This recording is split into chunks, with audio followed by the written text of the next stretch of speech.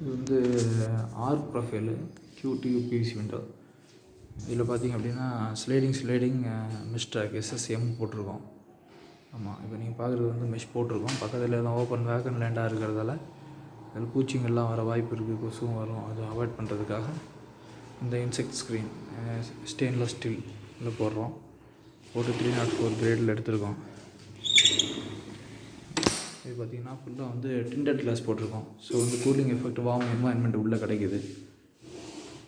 So இந்த மாதிரி warm environment கிடைக்குது உள்ளே. வெளியிலேருந்து பார்த்திங்கன்னா இப்போ வந்து பார்த்திங்கன்னா இந்த டிண்டட் கிளாஸ்ன்றதால கூலிங் எஃபெக்ட் நல்லாயிருக்கும். அது மாதிரி இது நல்லா யூஸ் பண்ணுறதுக்கு கொஞ்சம் ஈஸியாக ஃபீஸிபிளாக இருக்கும். ஸோ டிண்டட் கிளாஸ் இல்லைன்னா உங்களுக்கு வந்து இந்த மாதிரி எஃபெக்ட் இருக்கும், டே லைட் எஃபெக்ட் இருக்கும்.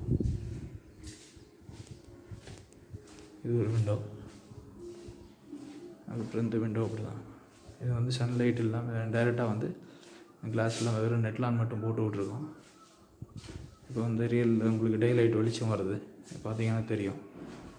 இப்போ இந்த நெட்லான் எடுத்துட்டோம் அப்படின்னா டே லைட் வந்து ஃபோக்கஸ்டாக இருக்குது. சரி, பார்த்துக்கோங்க. இதில் வந்து பார்த்திங்கன்னா இப்போ அந்த ஷட்டரை போட்டு விட்டோன்னா எங்களுக்கு இந்த ஃபீலிங் கிடைக்கும். என்வான்மெண்ட் எப்படி மைல்டு ஆகிடுச்சு பார்த்தீங்களா? அதுதான் டிஃப்ரென்ஸ். இது பார்த்திங்கன்னா ஒரு மைல்டு என்வான்மெண்ட் இந்த ரூமில் கிடைக்கும். ஸோ ஒரு கூலிங் எஃபெக்ட் கிடைக்கும். ஸோ பூசிட்டுன்னா இது வந்து டே லைட் எப்படி இருக்கு பாருங்கள், கிளியர் கிளாஸு. ஸோ ஒரு கிளியர் கிளாஸில் இந்த டே லைட் இப்படி இருக்கும். டிஃப்ரெண்ட் தெரியுது பாருங்கள் உங்களுக்கு.